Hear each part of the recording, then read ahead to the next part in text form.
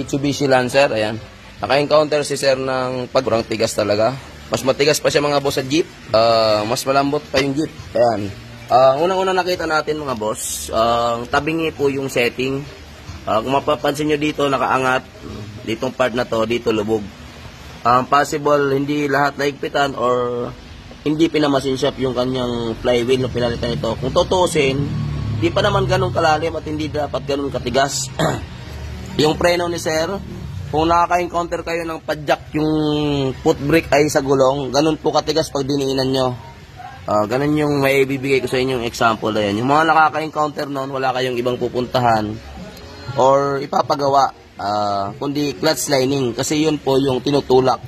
Kapag ito po ay na-expose sa mga maling setting, tumitigas po itong part na to. And then makikita rin po natin talagang maluwag na. Yan, mamaya antayin nyo yung pagkalas nito para makita natin yung talagang sitwasyon ng lining nito sa loob. Kasi kapag ano naman po, kapag manipis, sobra talagang tigas. Pero tumatakbo pa naman yung kay sir. Yun nga lang ang problema, number one na problema nito is napakatigas talaga ng clutch. Kung kayo magdadrive talagang, ako nga paatras lang, susurinder ako. Baka paikot lang, larayumay na. Saka, yan, iwasan niyo po yung pagiging clutch driver kasi, yan, yung mga tinatawag nating anti-rattle spring. Yan, kalog na yung kay sir. Maaaring na-stress na ito dahil dun nga sa pagkatigas ng kanyang pedal. Simpleng error lang, dito lang. Tapos malalim na rin, pero hindi dapat ganun katigas. Bira ako maka-encounter siguro sa loob ng 8 years, ngayon lang ulit. Yung dati na-encounter ko may mga tali pa ng interior para lang bumalik. Ngayon yung kay sir baliktad. Sobrang tigas, wala nakataling interior, as in itutulak mo ng todo para lang pumasok. At saka pag ganun po katigas, ang mga sintomas na mapapansin nyo, mahirap ipasok mong cambio. Kasi yung clearance niya, although mga siguro manipis na, kasi kung mapansin nyo mga boss, itong shift niya, cable, ayan, napakalambot. Bihira naman mag-stack up yung mga ganitong modelo, kahit lumang-luma na yung body, yung cable nila napakatibay kasi coated po ito ng plastic. Compare sa mga gaya ng L300, yun, nasisira talaga yung kable. Minsan mapansin nyo, mawawalan kayo ng kable ng segonda, yun, kable kagad yun.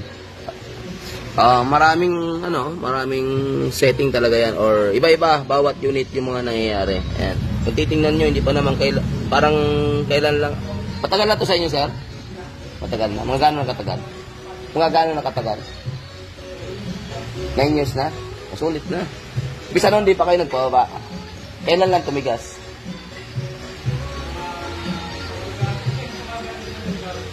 Ayun. Baka ginagawang preno. Nakakapagpatigas kasi sir ng clutch pag numinipis na yung lining natin. Baka minsan yung nakakawigla ng iba na, halimbawa, traffic, halimbawa, yung counting is 8 na, nakadiin lang sa clutch, ginagawang preno. Para nga naman, hindi na siya magkakambi, bitaw na lang clutch. Pero mali po yun. Dapat, yung neutral. Kahit 5 pa yan yung counting, neutral ka. Para pag arangkada mo ng primera, power. Nauubos kasi din yung lining. Nakadiin. Kaya gas-gas yun. Doon po natigas. Oo. Ang tigas. Siguro biyahe ka man yan. Surrender ka. Yan, titirahin na po ni Sir George. Tirador ng transmission. Yan, saglit lang yan kay George. Niyayakap niya lang yan. Safe. Tinatanggal na ni Sir George. May higpit naman siya mga boss. Yun lang. May maluwag ba? Wala. Wala naman.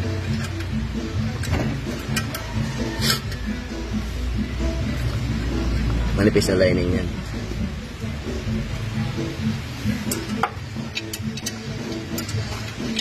When she comes,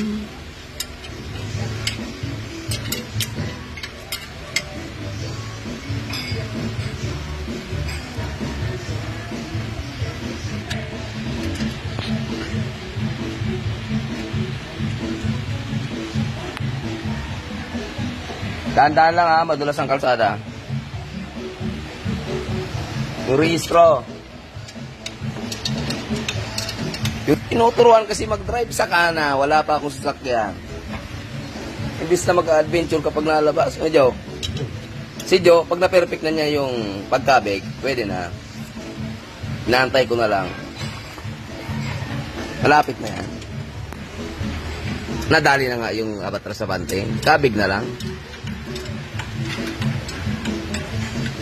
Mahirapan ka kasi na sa mga pikitin na ano, parking. Ayan, dikit na dikit. Ha? Ba? Kumuha kayo nilo. Ube. Tsaka, ayan, sulit naman sir. Sulit na. Ano nakikita mo, George? Ayan, sunog na. Slide. Nakadikit ito yung clutch mo, sir, yung adjustment. Ginagawa nga to sir, preno. Iba kasi yung pudpud sa slide. Kung tutusin, medyo makapal pa to sir eh. Ano to? Tapos, ayan. Mahilig to magkambyo ng alanganin. Yung, di ba, arangkada, nakasigunda or tarsira. Dapat lagi tayong primera, pag kurbada, unang arangkada. Walang number na nag-umpisa sa taas, laging 1. Kung mapansin nyo sir sa jeep, tanungin mo at madalas ang maintenance ng transmission nila nasisira yung gear. Kasi porket malakas yung power, dinadirect na ng segunda yung arangkada. Dapat primera. Yan, sa mga jeep driver, di ba? Kasi ang sabi nila, maugong daw yung makina. Pero mali po yun. Tanungin mo kung tuwing kailan siya nagpapagawa ng transmission, halos 6 months. Dito naman, ang nasisira, hindi naman sirain yung transmission niya, yung gear. Kasi ang design niya, pang ano, ito ang nasisira, sir. Nagdadrag ito, nag-i-slide. Siya ang dahilan minsan na pagtigas ng clutch niya. Tapos ito, lumuluwag to. Meron pa nga nito, sir, na pakalas yan eh. Ito yung anti-rattle sa ano, pang-rattle, pang-kontra. Ito, nagalaw kasi yan.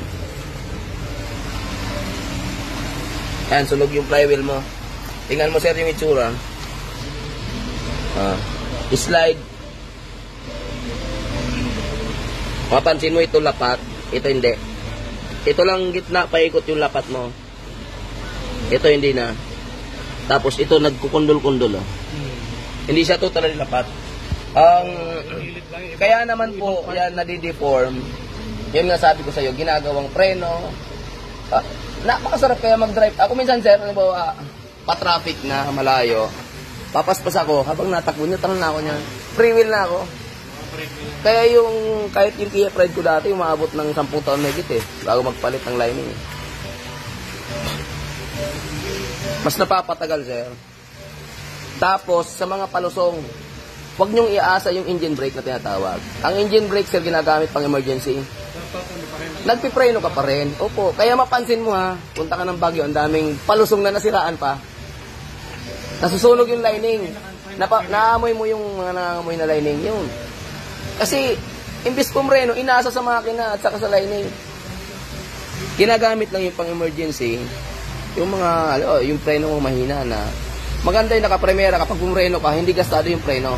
Pero wag mo talagang iasa. Tapos sa mga bago naman ang sakyan, ay pagkarera pataas, pagdating sa unahan, usok, hindi marunong magkambyo. Nakalagay lang sa D, sa auto. Dapat naka-low. Pakyat eh. Tapos sinapit, hindi magsisip yung galit yung... Oh yes. Yun minsan yung... ang sarap i-drive ng Matic, pero hindi nila inaalam yung tama. Basta lang nagkapagpreno kasi tapos na yun eh. Marunong kawag naman nila eh. Noong pagpunta namin ng Baguio, ang dami namin nadaanan, mga bagong sakyan eh. Musok. Mga Matic. Hindi sila nagluloger. Tapos naka-aircon pa, marami sakay. Hindi mag-auto-ship yung D. Pang city drive lang kasi yung D.